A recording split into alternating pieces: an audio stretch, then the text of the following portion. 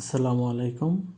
অষ্টম এবং নবম শ্রেণীর শিক্ষার্থীদের জন্য আজকে একটি অধ্যায় নিয়ে আলোচনা করব, সেটা হচ্ছে সেট। সেট প্রকাশের পদ্ধতি হচ্ছে দুইটি, একটি তালিকা পদ্ধতি, একটি গঠন পদ্ধতি।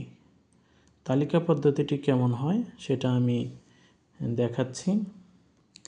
তালিকা পদ্ধতিতে এরকম মান দেওয়া থাকে, যেমন এর মান 1, 3, 5। এরকম যদি বিয়ের মান থাকে 2, 4, 6 অথবা 5, 7, 8, যে কোনো মান থাকতে পারে। এটা হচ্ছে তালিকা পদ্ধতি।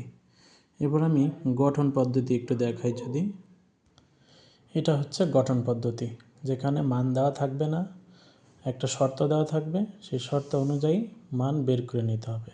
যেমন এখানে শর্ত দেওয়া আছে x epsilon 10 এবং x হচ্ছে 7-এর চেয়ে ছোট এবং x হবে জোড় সংখ্যা, অর্থাৎ যে সকল সংখ্যাগুলো জোড় 7-এর চেয়ে ছোট সেগুলো হবে এই b এর মান। তাহলে b এর মানটা কীভাবে বের করব যদি একটু দেখাই। তাহলে জোড় সংখ্যা আছে 2, 4, 6, 8, কিন্তু 7-এর চেয়ে ছোট হবে বিধায় b এর মান 2, 4, 6 অর্থাৎ 2, 4, 6। আমি যদি লিখি তাহলে b এর মান হবে 2, 4, 6, কারণ b এর মান হবে 7-এর চেয়ে ছোট এবং জোড় সংখ্যা। তাহলে 7-এর চেয়ে ছোট জোড় সংখ্যা আছে 2, 4, 6, এগুলো হবে b এর মান। এইভাবে হচ্ছে গঠন পদ্ধতি থাকলে তালিকা পদ্ধতি বানাতে হয়।